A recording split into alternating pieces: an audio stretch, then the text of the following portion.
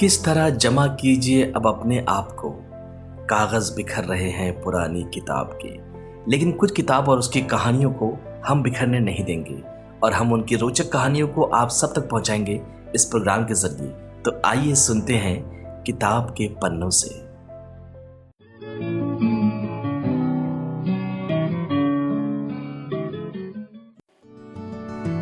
नमस्ते साथियों, किताब की पन्नों से कार्यक्रम में आप सुनने वाले हैं एक चिंगारी घर को जला देती है। ये कहानी है प्रसिद्ध लेखक लियो टॉल्स्टॉय की, जिसे हिंदी में अनुवाद किया है मुंशी प्रेमचंद जी ने।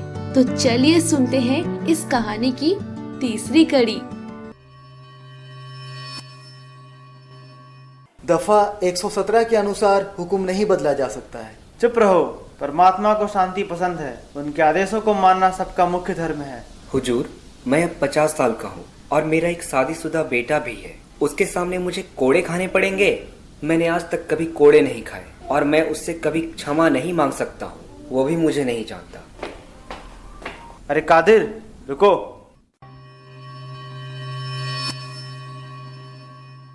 कोड़े लगने का हुक्म सुनकर कादिर का मुंह कैसे उतर गया था। बेचारा दीवार की ओर मुंह करके रोने लगा था। हम और कादिर कितने दिन तक एक ही साथ खेले हैं। मुझे उस पर इतना गुस्सा नहीं करना चाहिए था। अगर मुझे कोड़े मारने का हुक्म सुनाया जाता तो मेरी क्या दशा होती। बेटा, क्या सोच रहे हो? नहीं, बस ऐसे ही। कादिर को क्या दंड मिला?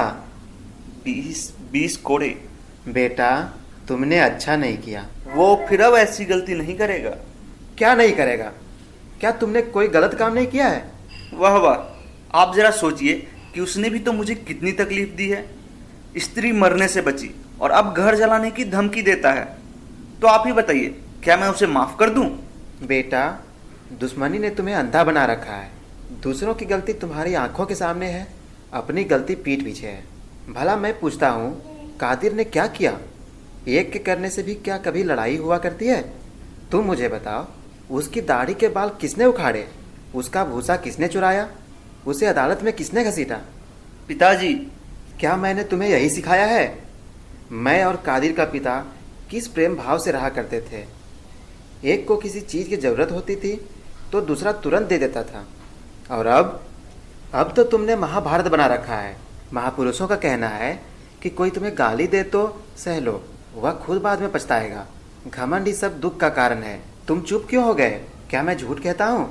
पिताजी, मैं अब क्या बोलूं? आपने तो इतनी बड़ी बात कह दी है, मुझे तो कुछ समझ ही नहीं आ रहा है। बेटा, अच्छा तुम जरा सोचो, जब से ये महाभारत शुरू हुई है, तुम खुश हो या फिर दुखी? तुम जरा हिसाब तो लगाओ कि इन मुकदमों, वकीलों और आने जाने में तुम्हारा कितना खर्च हुआ है। तुम्हें अपना समय खेती में देना चाहिए था, पर तुम पर तो लड़ाई का भूत सवार है। पिछले साल जौ क्यों नहीं होगी? इसलिए कि समय से बोई ही नहीं गई थी। अब मुकदमा चलाओगे या फिर जौ बोओगे? बेटा, अपने बूढ़े मूर्ख पिता का कहना मानो। जाओ आपस में सुलह कर लो। कल त्योहार का दिन है, कादिर के घर जाकर उसे न्योता दो। बस आपस में प्यार से रहो।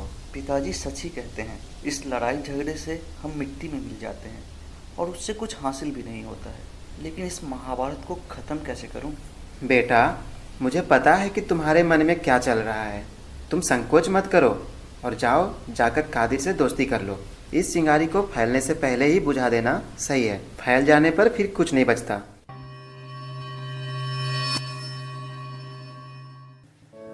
पिताजी ने बात तो 16 आने सही कही, पर होना तो लगता है कुछ और ही था। जानते हैं, उसी समय घर की महिलाएं तिल मिलाते हुए अंदर आई और कादिर के कोड़े मारने की सजा पर चर्चा करने लगी। शायद किसी ने सुन लिया था कि कादिर सारी जायदाद अपने नाम करने के लिए कुछ पैंतरे चला रहा है।